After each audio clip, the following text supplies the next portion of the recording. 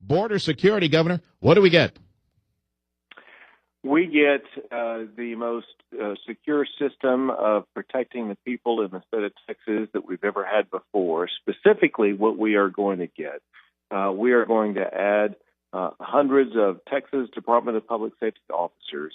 By doing that, it will allow us to remove the National Guard who are on the border because they will be replaced by the DPS officers.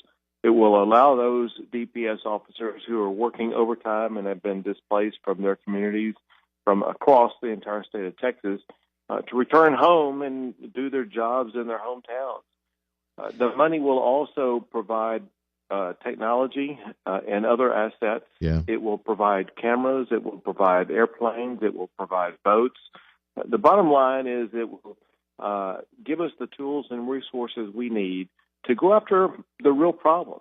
And the real problem that everyone needs to recognize is that the cartels are making money off of everything that is crossing the border in any type of illegal fashion. Such as, let me make this key point. I'll let you ask your question. And that is, remember what happened so profoundly last year when you had these women and children who were coming across the border.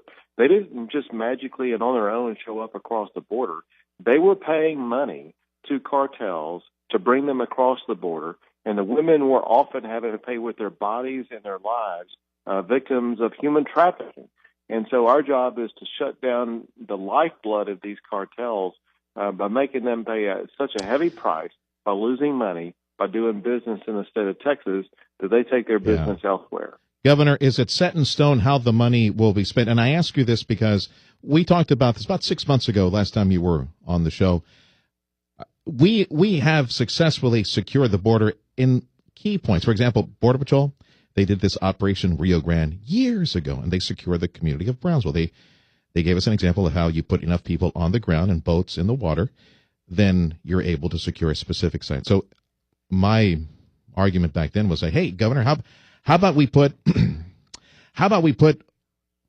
dozens and dozens and dozens of boats in the Rio Grande and prevent anyone from crossing over? Is it set in stone how we spend the money, or can we still buy those boats and put them in the water?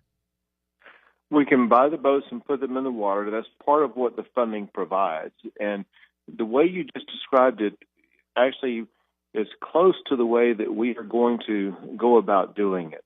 Remember a couple of key facts here, and that is that even though this year we have not seen the surge that we saw last year, we are still seeing about 10,000 people come across the border per month without authorization. So the problem still exists.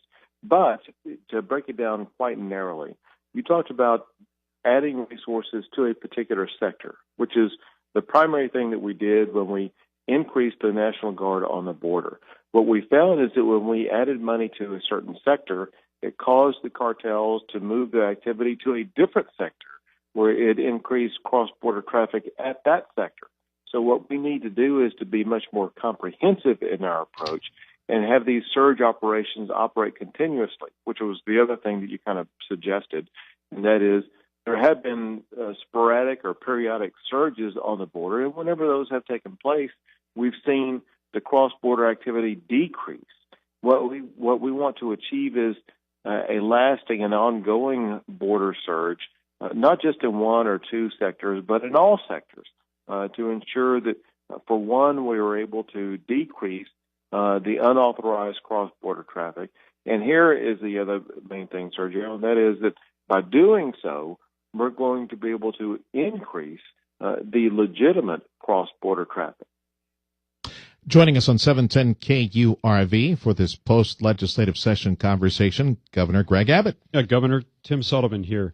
It's going to take some time to ramp up the DPS border surge.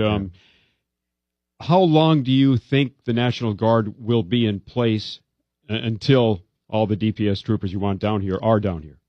Sure. Well, let me explain the way the troopers will be assigned to go down there, and that will answer the question. They are going to begin their first class here shortly, in a few weeks, I think, where they will get trained, and it's an expedited class because these members of this class will be comprised primarily of people who have prior law enforcement experience or prior military experience, and they will be able to be trained in a shorter period of time, get them down there. And as we add these newly trained Department of Public Safety officers to the border region, that will at that time allow us to begin to peel back and reduce the number of National Guard members. We have several of these Department of Public Safety classes lined up one after another to make sure that we get the adequate training. We cannot skimp or shorten the amount of what they learn and what they do and the way they train. We have to be precise and effective in the way that these Border Patrol members are educated. But we have class after class after class lined up. And as those newly trained, newly minted Department of Public Safety officers graduate and are deployed down to the border, that is when we will be able to begin to remove the National Guard. And remember this, because this is so important for people to understand, and that is the Department of Public Safety officers are going to be far more effective than the National Guard for two reasons. One is... that's the argument that we've been making for quite some time. Yeah, they're going to have the training and the legal ability to make arrests, to use guns, to do whatever needs to be done by a typical law enforcement officer. The National Guard does not have the authority to make arrests. Point two is that Department of Public Safety officers do not cost as much as National Guard members. And then you could add a point three in there, and that is these National Guard members are displaced from their own homes, their own jobs, or other activities.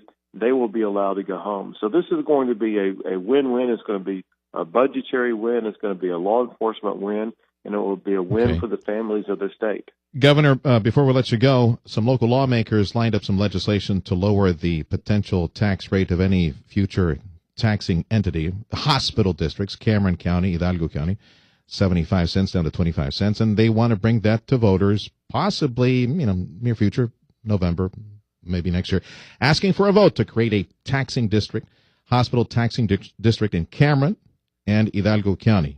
That's something you might see here pretty soon. Do you support that legislation? Well, here's the deal about it, and that is this is what we call a local piece of legislation. As you pointed out, it affects the Rio Grande Valley. One thing we know about the Rio Grande Valley, and that is it does have some challenges with regard to access to health care. And this is a way of providing greater access to health care, but I think it does so in the right approach.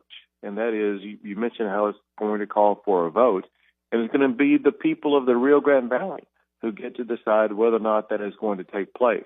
And it will cause an increase in the tax burden for the people of the Rio Grande Valley. And that's something that they have the right to make the decision on. And that's the way democracy works.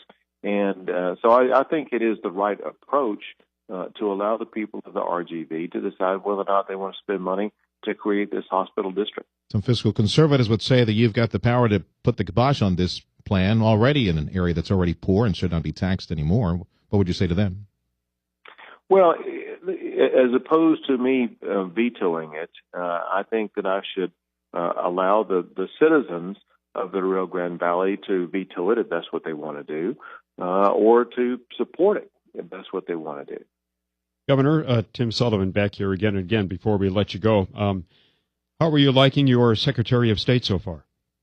Well, he is fabulous. We're talking about Carlos Cascos, who was the county judge of Cameron County. And just as a person, he's such a genuine, kind, fun, thoughtful, effective individual. And having run a county such as Cameron County, he knows how government works. He's been around. He's smart. But also he's doing something very helpful that sometimes you may know about this and talk about it. Many times you may not. He's been traveling across the state of Texas. And across the border, too, right? And well, I was going to get to that. And across the border. He's made trips to Mexico. And I don't want to announce anything yet. You will hear announcements coming up this summer. But I will tell you this, and that is Texas is really building bridges with our neighbor in Mexico. And we are strengthening that relationship, which is very important. from both a geographic as well as an economic standpoint. And so he is doing a fantastic job for us with regard to the border region, but also with regard to economic development across the state of Texas. And importantly, you mentioned the border region. He's doing a good job there, of course, in the Rio Grande Valley. You want to endorse anybody for president, Governor? In El Paso. For president, You know what? I'm not going to pick any particular person. No dog in the fight right now? Yeah. I will tell you this. I'm looking for someone who's going to return this country to our constitutional foundation, someone who's going to get government out of our lives as opposed to running our lives, and someone who's going to restore the freedoms and liberties upon which this country was founded. Governor, thank you for your time. Governor Greg Abbott joining us on 710 KURV. The time is 8:22.